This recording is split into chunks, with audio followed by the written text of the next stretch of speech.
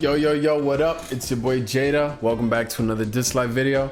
And today we're gonna be making a video, you guys seen the title, on my boy Donar, aka Thor.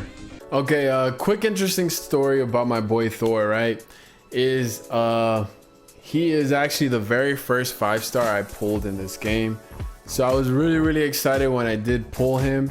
As you can see, I have 2 resonances on him, which means I did pull 2 extra copies of him when I was summoning. And when I did summon, I've been summoning with the currency that I've been winning in the game. So yeah, there's that. But I've been getting extra copies of him, so the game is telling me, hey, use Donar a lot and we're gonna bless you with some dupes. And they did. So we're here now and we're gonna talk about my Thor. And Donar honestly is he's a really strong unit. He's considered a defender class, and honestly he's very tanky, but he can pump out damage, right? So let's look at his kit. His very first ability is S1 Upward Lightning, deals damage to an enemy equal to 30% of attack plus 70% of defense with a 75% chance of inflicting attack down. Now that's really important that we get those ratios right into our head, because it's 30% of attack and 70% of defense. So his basically his damage scales off defense. So you're gonna want to build this guy with a lot of defense, right? Because he's getting them, that's where he gets most of his damage from. And the attack down is really nice, right? And yeah, let's move on to the second ability. Now this is what really makes Thor who Thor is his passive, right? It looks like a long passive, which it is, but I'll simplify it, right? Let's read it real quick. So Thor enters conductor mode for one turn upon the end of each turn and deals damage equal to 110% of defense to all enemies at the beginning of the next turn. 1 stack of Thunder Blessing is applied when attacked while conductor mode is active. So when Donar's turn ends, he goes into this mode, he puts his hammer in the sky, he gets electricity, and then whoever's turn goes, right? Now that's him being in conductor mode. Now if he gets hit while he's in conductor mode, he gets a stack of Thunder Blessing. And what Thunder Blessing does is it increases defense by 20% upon receiving damage, and it can stack up to 5 times, right? So it can only go up to 5. And so if enemies keep hitting him and he gets his boost all the way to 5, remember this move deals damage to everyone, right? So this move goes off at the beginning of his next turn, right? So let's say he passes his turn, puts his conductor mode on, whatever, everybody's going, the enemy's team's going, they're hitting me, I have 5 stacks of Thunder Blessing. Now the next time I come and it's my turn again, he's gonna go ahead and hit the ground, boof, and hit all enemies with his Thunderbolt. And it's 110% of his defense. Again, defense, I emphasize. He scales off defense, so you want as much defense as you can on this guy. Now a mobilization removes conductor mode. So if he has his hammer in the air and he's in that mode where he's just like on his next turn that's gonna come, he's gonna hit the floor with lightning.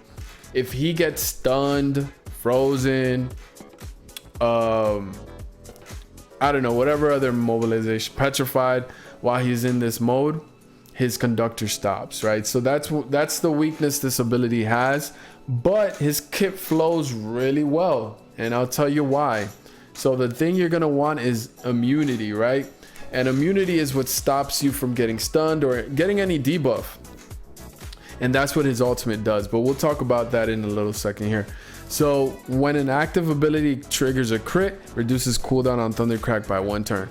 So if he gets a crit by his Thundercrack, which is his passive, it lowers the cooldown of his Thundercrack.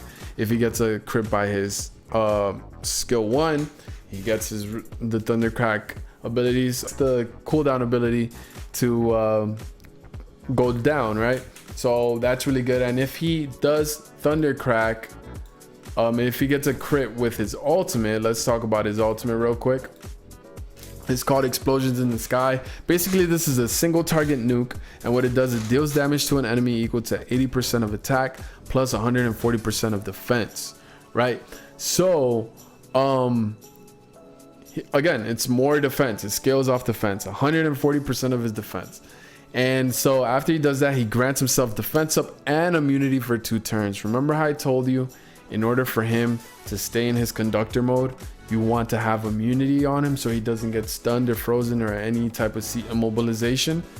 That is why his ult is so good, because not only is it a single target nuke that actually does a lot of damage, scales off defense, and is a single target nuke, it puts up defense up on him, which makes his, now that he has defense up, that means he has more defense, which makes all his skills hit harder, including his ult and Thundercrack and his skill 1.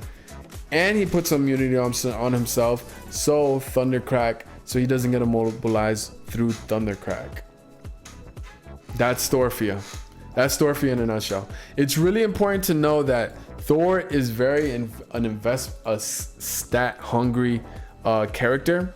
So you're gonna want to get to see Thor at his fullest potential. Just like I can basically say that with any 5-star or any character, you're gonna want to dump your 5-star abilitymon into him. I did, right? Personally, I did that myself, because when I got him, he was my first 5-star, and I used him a lot, and I was really hyped. I really like this kit. So the abilitymons, what they do is every level up you get here, you get defense damage conversion ratio increase, right? So he gets his defense conversion ratios, like the defense scaling, it's a higher multiplier, so it's a higher percentage. So yeah, it's really important. Also, it's really important to get you know, all the defense damage conversion ratios up, so his Thundercrack, his S1, and his ult can hit even harder.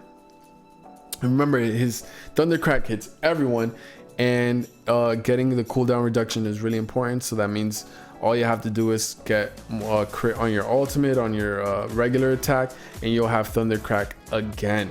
His ultimate too is defense damage conversion, and you also get to turn off cooldown reduction by 1. So that is Thor, and he's really good.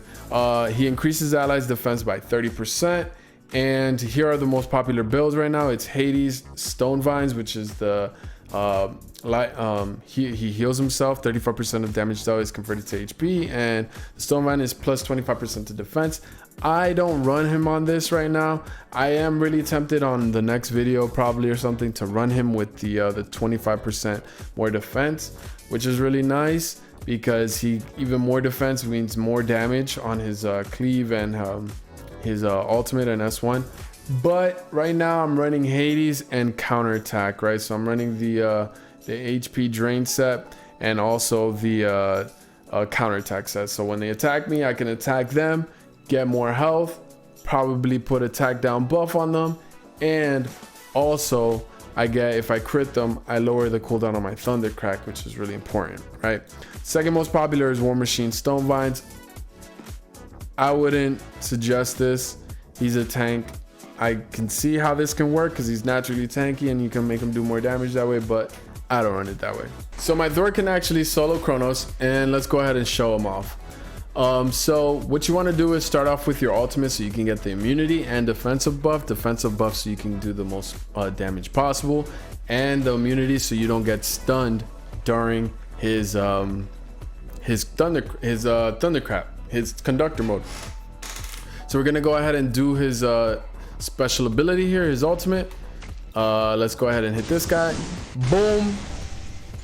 9k, not bad. And as you can see, he's getting stacks here. That's his stacks, is 4 stacks. If he gets boom, and there's his Thundercrack ability. Thundercrack ability, when it's his turn, he, depending on how many stacks he has, means more damage conversions.